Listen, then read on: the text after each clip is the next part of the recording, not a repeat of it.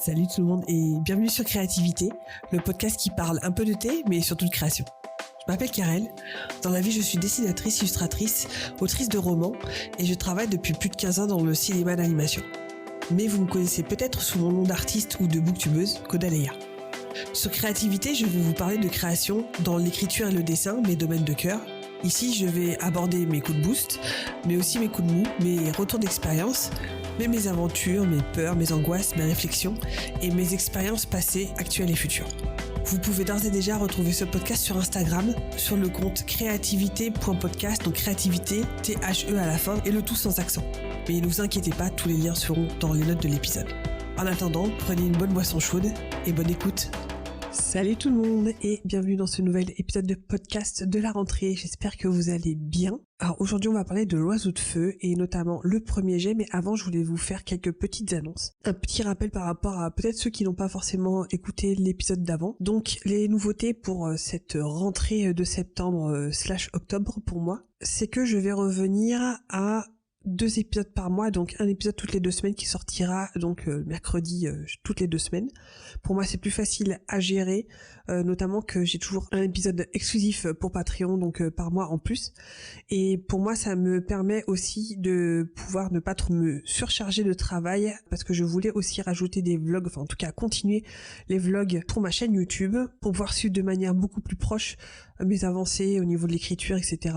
Et pour moi c'est plus simple de faire ça donc sous forme de vlog sur YouTube et de garder ce podcast vraiment avec des thèmes un peu plus généraux. Je rajouterai aussi que j'ai une newsletter donc qui sort une fois par mois, donc je vais pas vous spammer toutes les semaines vos boîtes mail.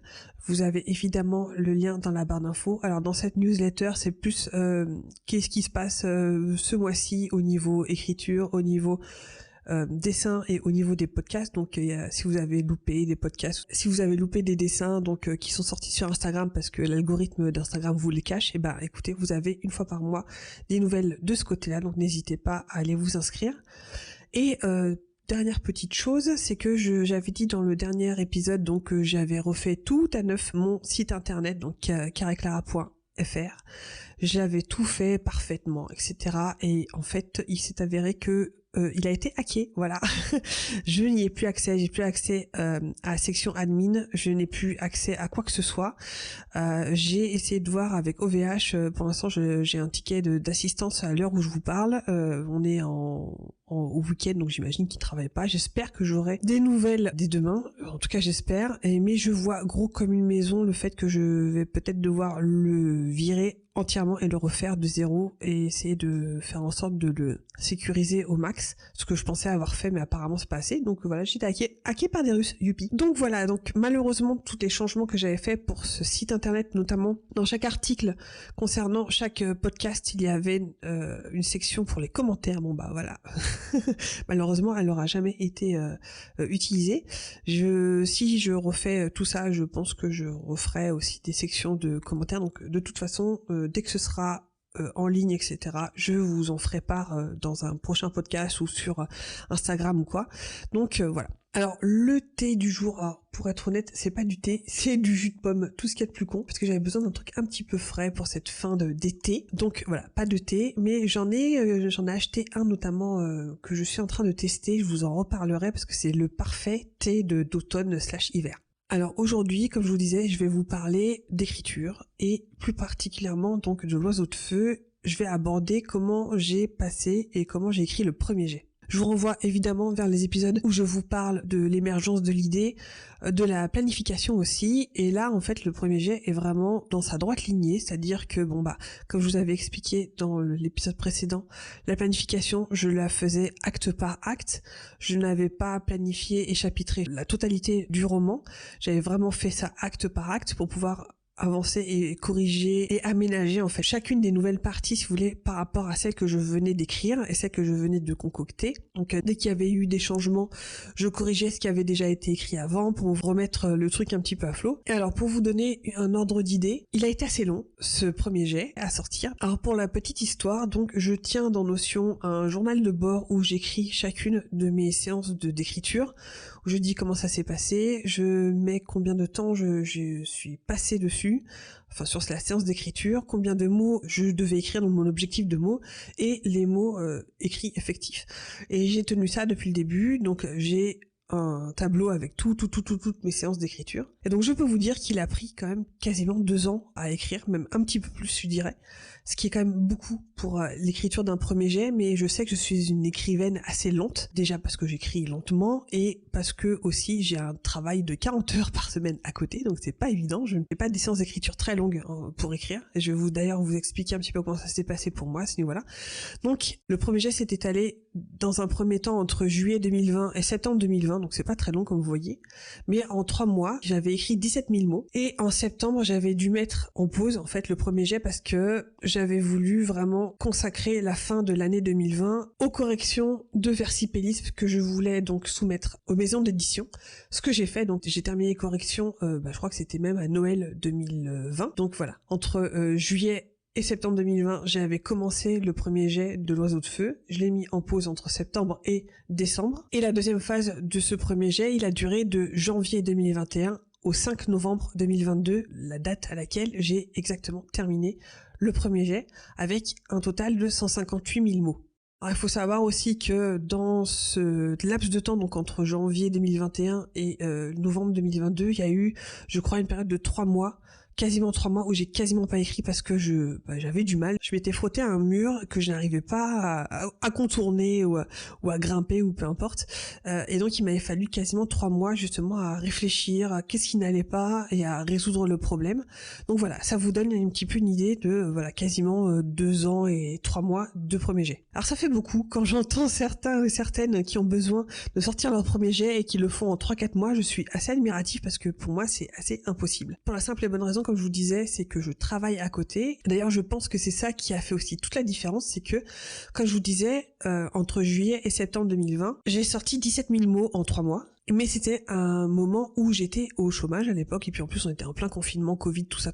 Donc j'avais du temps à consacrer à l'écriture, et je me souviens qu'à ce moment-là, ce que j'aimais bien faire, c'était vraiment la matinée, la consacrer à l'écriture, donc vraiment toute la matinée à l'écriture, et l'après-midi au dessin, et notamment à l'époque je faisais beaucoup de Twitch, quasiment tous les jours, voire tous les 2 jours, donc voilà, c'était comme ça que j'organisais mon temps. Après, à partir du début de l'année 2021, donc j'ai commencé à travailler, à retravailler en fait à partir de février 2021, donc vous voyez, ça coïncide à peu près, et justement à ce moment-là, il a fallu que je revoie toute ma stratégie de quand est-ce que j'allais pouvoir écrire. Parce que il était maintenant hors de question de consacrer toute ma matinée à l'écriture. Maintenant, c'était plus possible. Mais dans ce cas-là, comme je vous disais, je travaille 40 heures par semaine parce que c'est la durée hebdomadaire normale au Luxembourg, parce que voilà, je travaille au Luxembourg. Et donc là-dedans, il fallait aussi que je rajoute, donc c'est 40 heures par semaine effectives, n'est-ce pas?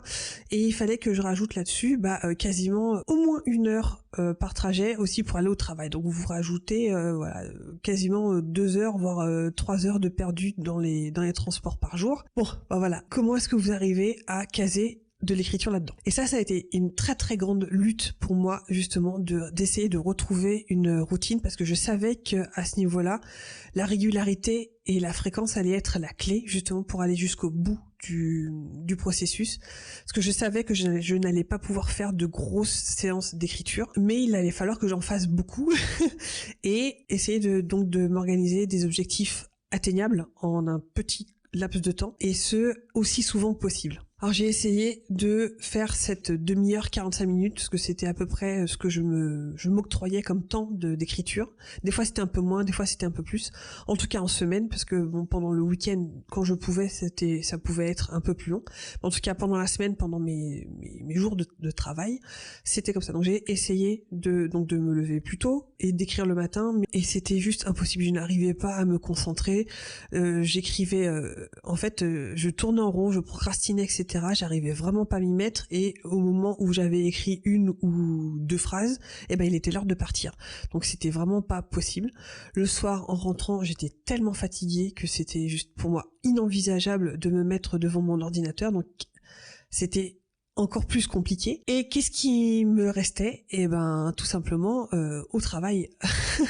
Et au travail, ce que j'avais décidé de faire, j'essayais de consacrer en fait mes pauses à l'écriture, et je grappillais 20 minutes par-ci, 20 minutes par-là. J'essayais des fois de rester un petit peu plus longtemps, donc après ma journée de travail, je me posais 20 minutes et j'essayais de faire le maximum de mots. Et je me suis rendu compte que mon rythme, un rythme en tout cas que je pouvais garder, que je pouvais remplir aussi, un objectif que je pouvais remplir et qui me faisait avancer, c'était un objectif de 500 mots par jour. Alors 500 mots c'est peu, mais 500 mots tous les jours, ça fait, vous comptez, 500 fois 5, donc ça vous fait 5 fois 55, 2500 mots par semaine à peu près, juste du lundi au vendredi, sans compter ce que vous pouvez rajouter la semaine. Ça m'a fait avancer petit à petit, mais de manière régulière, et me faire vraiment avancer tout au long de mes semaines de travail, de mes jours de travail, etc. Et pour moi aussi, il y a eu un moment qui a été vraiment extrêmement important dans cette routine-là, c'est que c'était à partir, je crois, de juillet 2022. J'ai commencé à aller au Chocolat d'Édouard. Ceux qui me suivent sur les vlogs sur YouTube savent de quoi je parle. En fait, il y a un salon de thé. En fait, c'est celui même où je vous avais raconté, c'était celui où j'ai fait les premières séances de brainstorming, donc avant le premier confinement, etc. Donc c'est là que sont nées les premières idées de l'Oiseau de Feu et de potentiels romans à ce moment-là. Et j'ai décidé d'y retourner justement le dimanche matin, y retourner pour commencer à réfléchir autour d'une bonne tasse de thé. Et c'est ce qui m'a, je pense, tenu en haleine, en tout cas ce qui m'a tiré en avant toute la fin de ce premier jet. Et pendant aussi une grosse partie de la réécriture. C'est-à-dire que j'y allais quasiment tous les dimanches matins, pendant 1 ou 2 heures, et mon cerveau savait que j'allais là-bas, et que j'y allais là-bas, et bon, évidemment pour manger des bonnes gaufres, et pour boire du thé très bon, mais j'y allais pour travailler. Et donc mon cerveau se mettait en mode travail, et j'arrivais notamment là-bas en l'espace de 2 heures à faire, donc à l'époque où je faisais l'écriture de premier jet, à aller vers du 1200 mots, 1500 mots, donc en 1h30, 2 heures. Ce qui est quand même assez pas mal. Et ce qui était bien aussi, c'est que au-delà du nombre de mots que j'écrivais à ce moment-là, c'est que ça donnait un élan pour toute la semaine, parce que vu que c'était le dimanche, j'avais envie de continuer tous les jours de la semaine où je pouvais écrire en tout cas, et ensuite, et rebelote, ça entretenait la flamme si vous voulez de semaine en semaine, et en plus je me faisais plaisir parce que je prenais un truc bon à manger ou à boire, et c'était un cadre agréable, et puis je sais pas, le fait d'être dans un environnement comme ça, les gens vous voient arriver comme ça avec votre laptop ou votre tablette en l'occurrence pour moi, ils commencent à vous connaître comme le loup blanc parce que ils savaient que chaque dimanche vers 9h30, 10h, j'allais arriver et j'allais travailler, et à chaque fois, vraiment à chaque fois, ça m'avait apporté beaucoup d'élan créatif, beaucoup de mots écrits, etc. Et d'élan aussi pour toute la semaine, comme je vous disais. Mais du coup, cette sortie au Chocolat d'Édouard avait été possible parce que j'avais acheté aussi à ce moment-là un clavier Bluetooth pour me permettre d'écrire avec mon iPad, parce que en l'occurrence, je n'avais plus de laptop, parce que le laptop qu'on a ici à la maison, il est vieux, il est très vieux, il était inutilisable, et d'ailleurs c'était pour ça que j'avais acheté l'iPad entre autres, mais il me manquait un clavier pour pouvoir écrire, ce que j'ai fini par acheter, un clavier Bluetooth, et ce qui m'a permis justement de retrouver un côté nomade qui m'a permis d'aller écrire au Chocolat d'Édouard. Tout est lié, vous voyez. Et donc c'est comme ça que j'ai réussi à finir mon premier jet. Alors pour la petite histoire, je sais plus si je vous avais dit, mais à la base quand j'ai conçu ce roman, j'étais partie pour un roman young adulte assez simple entre guillemets, et je visais les 100 000 mots, parce que pour moi c'était aussi une façon d'avoir un objectif, parce que quand je suis sortie de Versipellis avec un premier jet, je crois qu'il était à 193 000 mots, donc c'était un gros bébé, et je voulais me prouver que je pouvais écrire un truc un peu plus court. Bon, ça a un peu échoué, puisque comme je vous disais, le premier jet est sorti avec 158 000 mots, donc quasiment la moitié en plus. Mais voilà, je suis arrivée au bout, et je pense que c'est ça le principal, même si ça a duré quasiment 2 ans et un peu plus.